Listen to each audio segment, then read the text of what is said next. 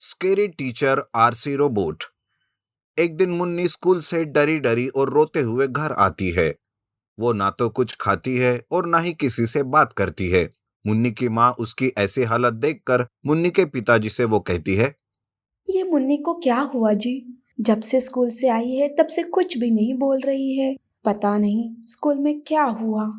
अरे तुम चिंता मत करो, सहेलियों में झगड़ा हो गया होगा, कल तक ये ठीक हो जाएगी। उस दिन मुन्नी की तरफ उतना ध्यान नहीं दिया जाता। दूसरे दिन स्कूल से एक बच्चे के गुम हो जाने की बात सामने आती है।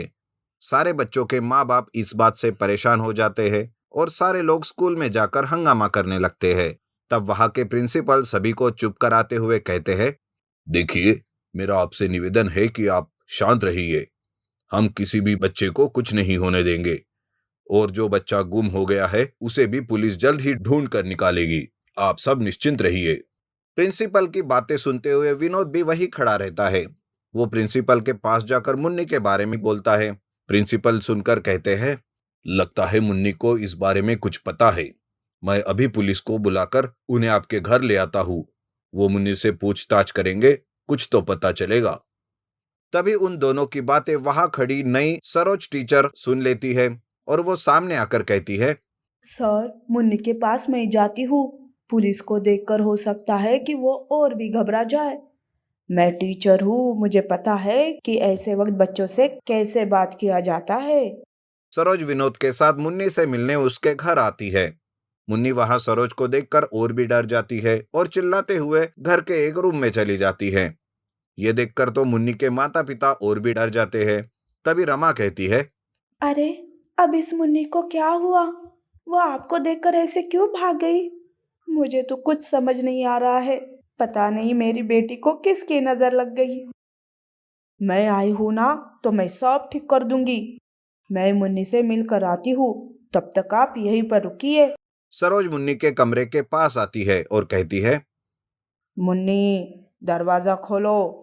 दरवाजा खोलो मुन्नी। तुम मुझसे छुप नहीं सकती। और तुम्हें पता है ना कि मैं क्या क्या कर सकती हूँ। खोलो दरवाजा।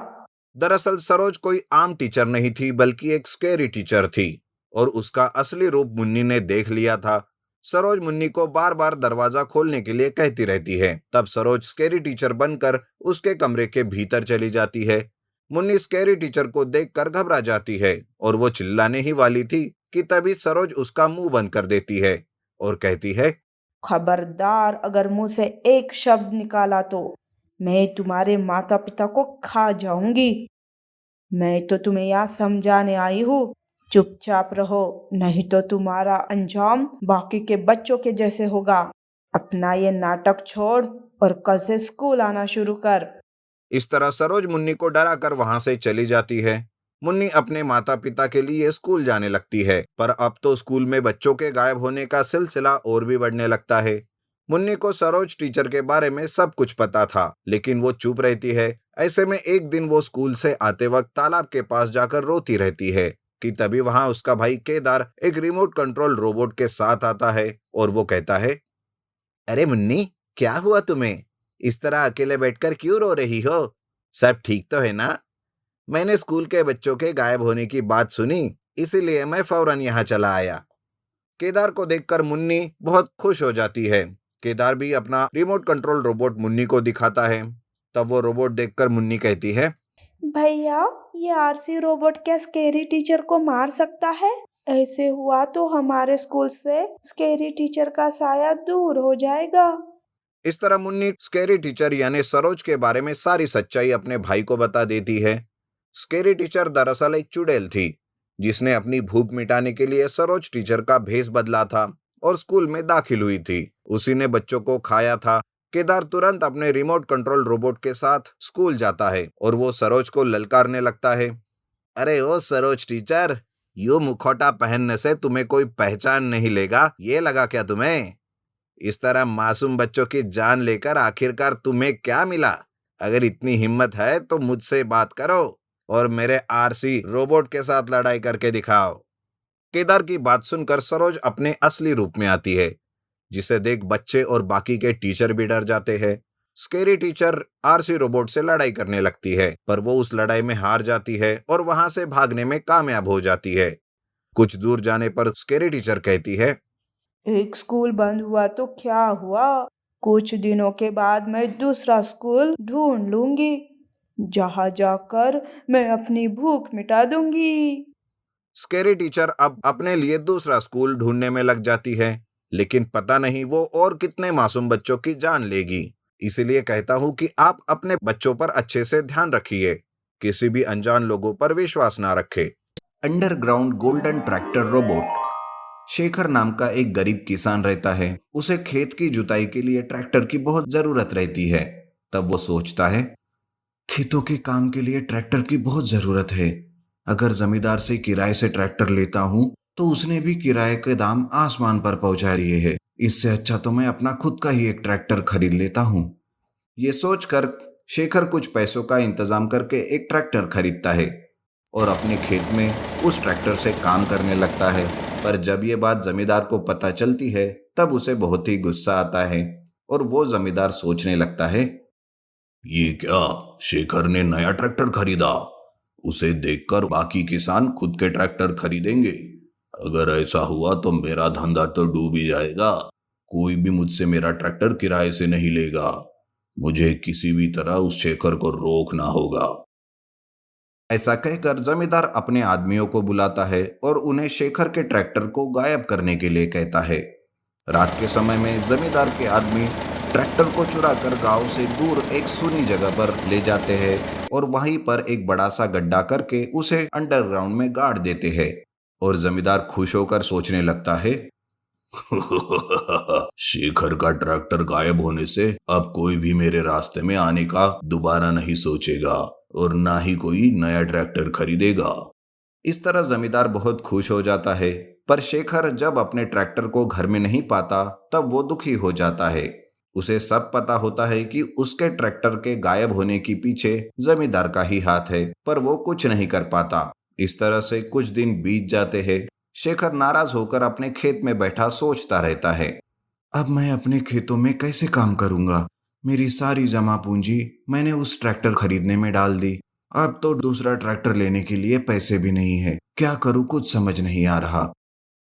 वो ऐसा सोचता रहता है कि तभी उसके खेत में आसमान से एक स्पेसशिप गिर जाता है, जिस वजह से एक एलियन घायल हो जाता है और वो स्पेसशिप से बाहर आता है। उस एलियन को देखकर शेखर सोचता है, अरे ये तो एलियन जैसे दिख रहा है, पर ये तो बहुत घायल है।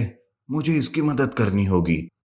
शेखर उस घायल एलियन को अपने घर ले जाता है। उसके जख्मों पर वो मरहम लगाता है। वो उसकी अच्छे से देखभाल भी करता है। एक दो दिन में एलियन पूरी तरह से ठीक हो जाता है। एलियन शेखर का शुक्रिया अदा करता है और वो दोनों दोस्त बन जाते हैं। बातें करते करते शेखर के साथ जो कुछ भी जमींदार ने किया वो सारी बात वो एलियन को बता देता है। तब एलियन कहता है, तुम चिंता मत करो शेखर, अब मैं तुम्हारी मदद करूंगा, चलो मेरे साथ। एलियन के साथ शेखर जमींदार के घर जाता है। एलियन जमींदार का सारा सोना चुरा कर उस जगह जाता है जहां पर शेखर का ट्रैक्टर अंडरग्राउंड में गाड़ दिया था। तब एलियन अपने पावर से सारे सोने को पिघला देता है और एक छोटा सा गड्ढा बनाकर सारा पिघला हुआ सोना उसमें डाल देता है।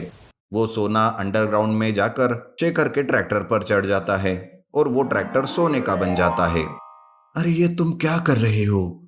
पहले तो तुमने जमींदार का सोना चुराया और ये सब कर रहे हो। जमींदार को अगर पता चला तो वो मुझे कहीं का नहीं छोड़ेगा। तुम्हारे डर का भी उपाय मेरे पास है, अब तुम बस देखते जाओ। एलियन अपने पावर का इस्तेमाल करके उस अंडरग्राउंड गोल्डन ट्रैक्टर को एक रोबोट में बदल देता है। तब वो गोल्डन ट्रैक्टर रोबोट जमीन फाड़कर बाहर निकल आता है। उसे देखकर शेखर बहुत चकित हो जाता है।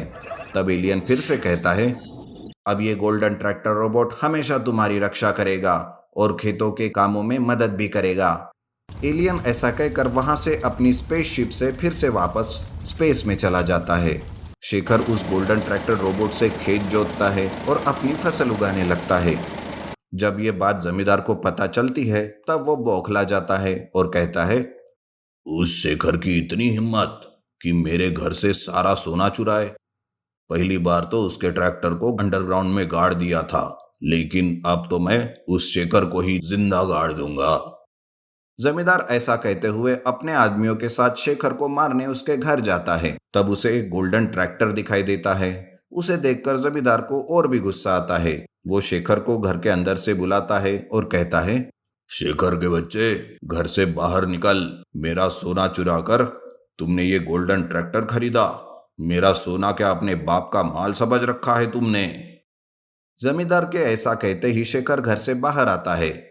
तब जमींदार अपने आदमियों से कहकर शेखर को मारने के लिए कहता है, लेकिन जमींदार के आदमी शेखर को मारने से पहले ही गोल्डन ट्रैक्टर रोबोट में बदल जाता है और वो जमींदार के ही आदमियों को खूब पीटने लगता है। फिर वो रोबोट जमींदार को भी मारने लगता है।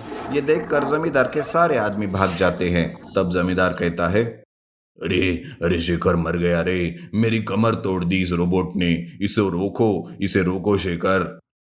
शेखर अपने रोबोट को रोक लेता है। जमींदार वहां से भाग जाता है। उसके बाद वो शेखर और उसके गोल्डन ट्रैक्टर रोबोट के बीच में कभी नहीं आता। इस तरह शेखर बाकी किसानों की भी मदद करता है।